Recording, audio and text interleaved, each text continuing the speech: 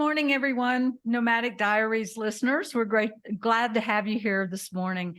Our guest today is Megan Norton. Megan is a TCK, a daughter of a diplomat, and an author. What are the names of the books that you have authored, Megan? My latest book is Belonging Beyond Borders: How Adult Third Culture Kids Can Cultivate a Sense of Belonging. And did you write that book just for TCKs? No, it's actually broader. It can be broader for people who are not adult third culture kids, simply because belonging is a universal human need and a universal human concept. And so I've extracted some TCK specific topics in the book to focus on what could be relevant for TCKs, but it is a book relevant for anybody. That's great. That's great. And also, I read that you've used analogies from the garden. So you create imagery for you to explore patterns in belonging and opportunities for belonging. Can you share examples of that? Because I'm very intrigued. Yes, absolutely. Well, and also I wanted to say thank you for having me on here, Sharon and Doreen. Both of you have had highly mobile lives, are currently mobile, and so the topic of belonging, I'm sure, resonates with you, and you have your own stories to share. As you mentioned in the book, there is a garden analogy. And I find this metaphor can be endless when it comes to understanding how it relates to cultivating a sense of belonging. One, for example, belonging takes time, it takes effort, and as we know, admirers of gardens, of being gardeners ourselves, it takes time to see the effort and investment pay off, to see how you belong, and to be a little bit on the nose. When there's belonging, you have to root to place, you have to root to people, and similar to belonging, there's that concept of rooting to be able to thrive. So I'm really curious. We haven't really talked about your background yet, but you were moved around the globe as the daughter of a U.S. diplomat, I believe. Yes. And therefore, you've lived in all sorts of countries. So do you have a particular memory or frame of reference of a place that you lived that delivered or had a beautiful garden? That's a great question. Yes, as you mentioned, I had a highly mobile childhood. I grew up in 6 countries, so we moved every 3 years. I mentioned in the book a few gardens that hold special places in my heart, namely the beautiful gardens that are in Vienna, Austria. And that has always really stuck with me. Just beautiful curation. Interesting. When we got to San Miguel de Allende, which is where Sharon and I are currently recording from, I stood outside the gate of this house and I had my hands on the gate and I said, this house is buying us. Because the garden, we have a little front garden. It's not very big, but it's quite manicured and it's interesting. And I thought about that when I was recently reviewing your book, and the feeling that a garden can give you. So tell me more about that analogy of belonging and rooting. I mean, what does rooting actually translate into in the form of actions? Yeah, great question. And every chapter does start with the garden analogy. And when you talk about rooting, a gardener needs to know how much space a garden, a particular species or a plant needs to have. And similarly, we need to think about in our own sense of community and belonging, how much space and time and effort do we have to root, to place. I would also say that that analogy works well with attachment, with rooting a root needs to attach to the soil.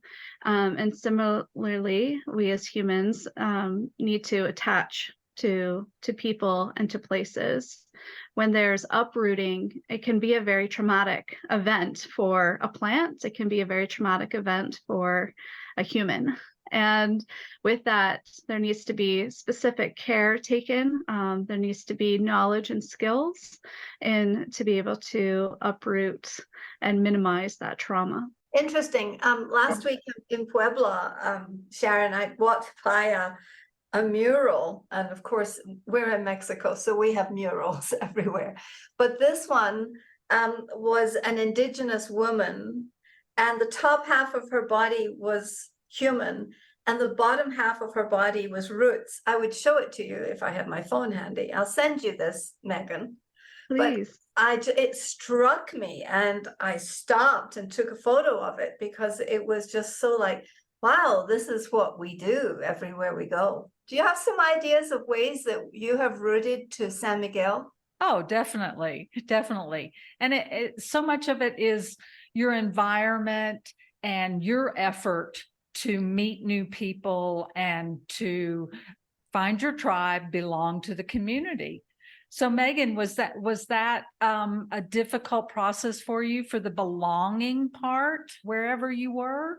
And the leaving, not only the fitting in and to belong, but also then when you had to leave. Yeah. So currently I work a lot with TCKs, and something that I like to say to them is don't forget your personal identity whenever you're moving. Sometimes TCKs can think that is their identity, and that can lead to a sense of terminal uniqueness, as Janet Bennett coined that term for TCKs, when they move through the world with confirmation that they don't belong. And so taking the perspective of who am I as an individual, as a unique person? Who am I and what roles do I play in my family, in my community, as a global citizen more broadly, can help then frame where do I plug in to the next place? What can be a continuous part of my personal and cultural identity? Because if a TCK thinks that, their sense of belonging is rooted in only one place or one people, it can be very problematic to feeling empowered to cultivate community in the next place. And how are you helping? I know that you're very proactive with TCKs right now and traveling around to help these young people. Tell the audience more about what you're doing to help them. Yeah, it looks different in different sectors, but the cohesive and the part that is applicable to all TCKs in different sectors is looking at who you are. So that identity development piece, but also the transition piece, because part of the TCK experience is transitioning, not only from country to country, but then we also have to look at what stage of personal, and human development they're in. So it depends on if they're middle school or high school age or college age. We look at what's relevant to them, what are some challenges for them in that time of their life, and acknowledge that is an additional layer to transition that they can lean into. As we're going to acknowledge it's a hard thing to go through, but also celebratory. And how can you use those skill sets of adaptability, resourcefulness, of being able to be culturally agile in your transition? So those are two main factors, the identity piece, transition piece, and then also the reentry piece. Reentry into their passport country is usually not reentry, it's usually entry where they've never lived there. And so how to deal with people who say to them, aren't you glad you're back home? Or also the complicating experience sometimes to be a hidden immigrant, that you perhaps look, external identity markers make you look like the majority population, perhaps, or a population within your community. And you sound alike, maybe you speak the language fluently without an accent, but your internal values, your cultural identity is that hidden piece that creates that tension and that agitation a little bit. So those are 3 broad categories of TCK care I do. I think we need somebody to do this for our generation. What do you think, Sharon? I agree. It's the case of if I had known, if only I had known. Absolutely. No, it's part of the why I'm propelled to do it, because I often wish I had this type of mentorship in my own life. We've heard that from many global mobility people. That's true. And what's really interesting, I just came back from a trip with about almost 40 other people who were all, let's say, 90% of them were in their 3rd chapter. And we're seeing a huge wave of migration, not just in the US, but throughout the world, but especially in the US right now, of 3rd chapter people who are seeking, they're seeking a better life abroad, but what they're really seeking is a better version of them overseas, right? And I'm just wondering, how does that apply? Or can you imagine a scenario where most of us are not aware that we could use some sort of framework or some sort of support in this, especially in our 3rd chapter, because a lot of us think we're too old to learn, or we know it all, or we've been through a lot, and therefore. So can you talk to me a little bit about your perspective of how to encourage people in their 3rd chapter to consider their ways of belonging? And I know this is not your bailiwick, Megan. I know this is probably way out of left field for you. So, but you know the subject. And so I'm just really curious how what you would lend to this conversation for our community. Yeah, that's a fascinating question, because I often think about for myself. I lived and worked abroad, 3 different countries, and 3 different times re-entered into my passport country, the US. And every single time there was this sense of, where do I really belong? And is it outside of my passport country? One way that I dealt with that was understanding my need for change and also need for diversity. Understanding those 2 factors helped me then say, I don't necessarily need to live outside of my passport country to satiate my need for both of those things. And it took exceptional effort on my part to seek out the latter, seek out the diversity piece. I live in the US Midwest, and I thought for sure I wouldn't find the diversity that I thought I needed or wanted or, would find. And surprisingly, it's been a beautiful disruption to my assumption. And so that clues us in to the fact that the world is increasingly small. It's increasingly mobile, with the rate of migration, immigration, with the rate of international student exchange, starting from younger and younger ages, from middle school. The opportunities to connect to quote unquote the world is right at our doorstep. Sometimes it's not as obvious when we're just walking in the supermarket here in the Midwest, but seeking out those points of connection. For people in there, like you said, the 3rd chapter, they have the beautiful ability to reach across and be bridge builders. I think increasingly, while the world is highly mobile and interconnected, we're also facing higher levels of polarization. And we need people who have had the global experiences, who have had have gone through those culture shock, culture surprises, culture adaptations, and those skills that they've been able to pick up from those experiences to then invest in community who's right at the doorstep.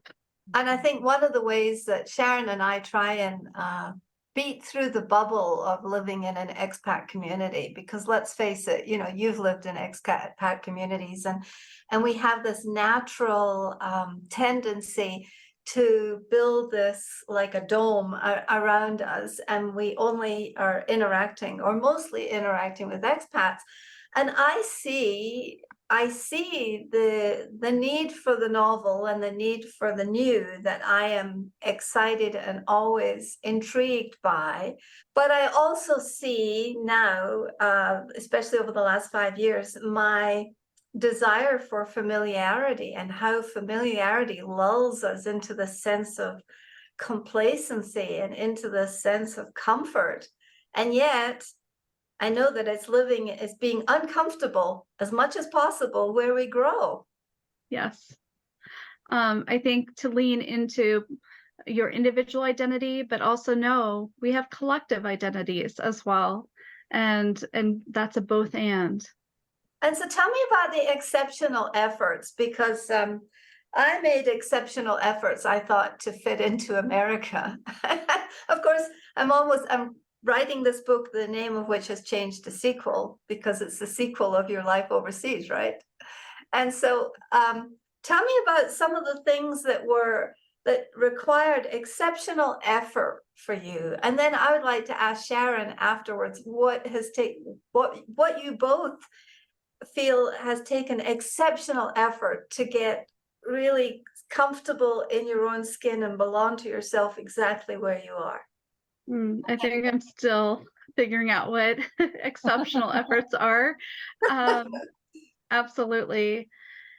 It's a place of that discomfort, Doreen, you're talking about, where you're not satisfied with status quo.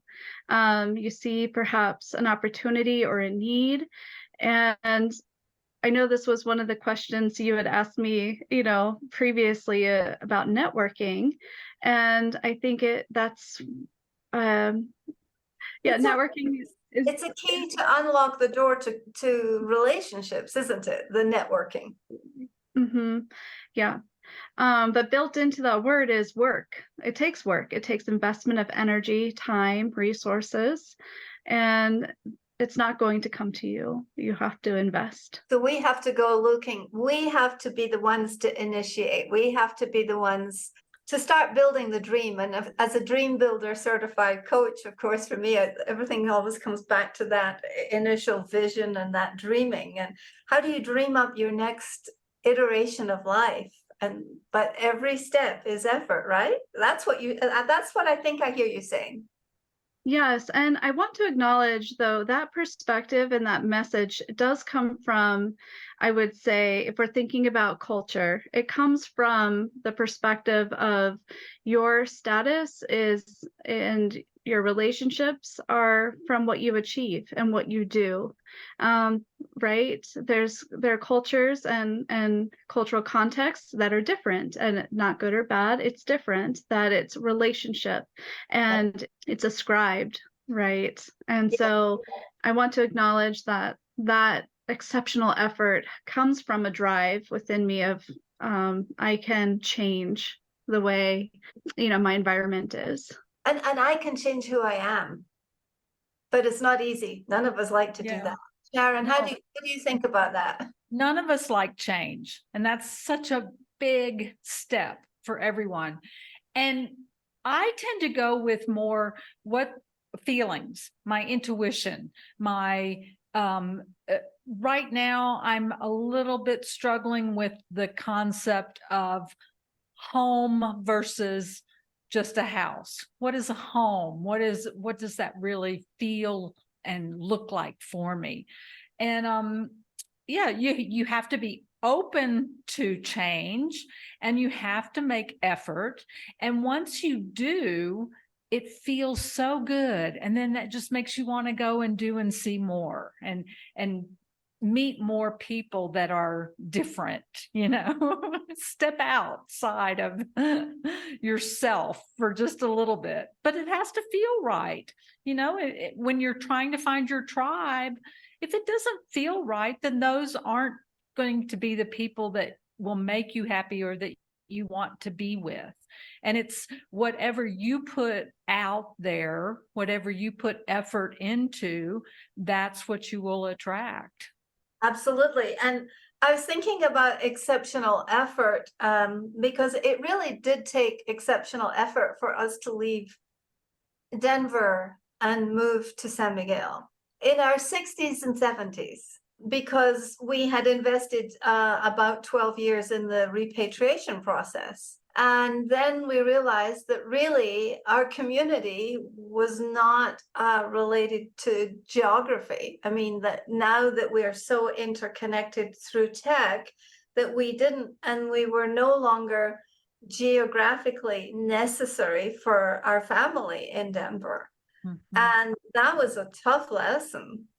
It was hard. It was painful. It still is in many ways to be, estranged from part of our family. We moved there to see if we could be of support.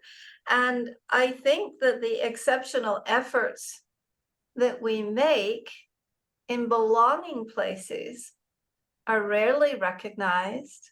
Nobody sees them. They happen in the dark. You don't get the gold star. And they can be painful, some of those exceptional efforts.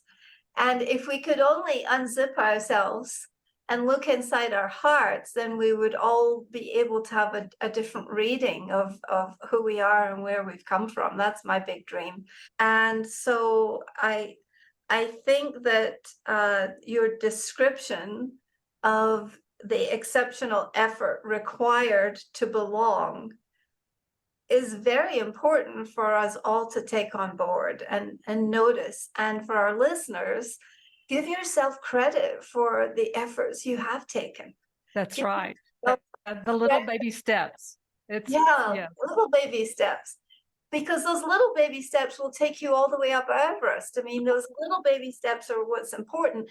But are you giving yourself the credit for the exceptional effort that you are taking in being where you are exactly in your place in the world? So, Megan, I'd like to ask where you are right now. Are you settled? Do you feel like you'll stay in one place now that you're an adult and you don't have to move around? Or do you feel like you will get a little itchy feet and want to move around? What direction are you feeling right now? Oh, Sharon, those are loaded questions. Sorry. So sorry. No, they're good questions. And I think it's important for everybody to ask themselves that because, complacency can be real. And I think the more we, like Doreen said, tap into and ask ourselves, what are the places of discomfort or places that perhaps give me growth. That's really important in life. I'm currently based in the US Midwest. I enjoy what I do. And I am open-handed into whatever opportunity life brings me. Yeah, I don't have any solid answer about any next location transition. That's great. That's good. You have a very long life ahead of you. So you have a lot of choices. As a TCK, you bring a lot of life experience, geography, topography, culture, and the experience of belonging as a child and a teenager and a young person, and then, in your 20s overseas. So you too have a lot to offer the world. And it's just a question of finding our is making the offering fit the need, isn't it? And I see you do that all the time. I see you do that with your book, with the workshops that you give. And Megan, two questions. What is your next project and where can people find you? My next project, I feel like there are multiple projects. And I like what you said, Doreen, in terms of where does fit and partnership happen. I think that speaking of my career, it's been very nonlinear. It's been very cross-sector. The holistic umbrella field would be intercultural work, but the function has been different as educator or mentor, coach, teacher, and so I'm again, I have different projects going on, but I do want to take care in what older mentors, older TCKs are saying, that what you're doing in terms of helping TCKs transition and showing that need is so important. And where it's very entrepreneurial, I think there's also a lot of people actually doing this work. And so naming it, understanding it, still doing cross-sector work is important. But listeners can find me at adultthirdculturekid.com. And I have several different opportunities for people to reach out to me through the website, Instagram, email, and I'd love to hear from others. And we would your book's on Amazon. I'm sorry, your book's on Amazon? Yes, it's on Amazon in paperback and Kindle formats. Perfect. And we would recommend that our listeners, that you, the listeners, if you have any programs or where you need a cultural trainer who specializes in the belonging, the land of belonging, that you contact Megan. Any closing words that you would like to say, Megan, before we close this segment? Thank you, Doreen and Sharon, for what you're doing for this platform to create more awareness for globally mobile people to find where connection can happen and knowledge sharing and resource sharing to happen. Thank you. Thank you, Megan. Thank you. Thank you for your work.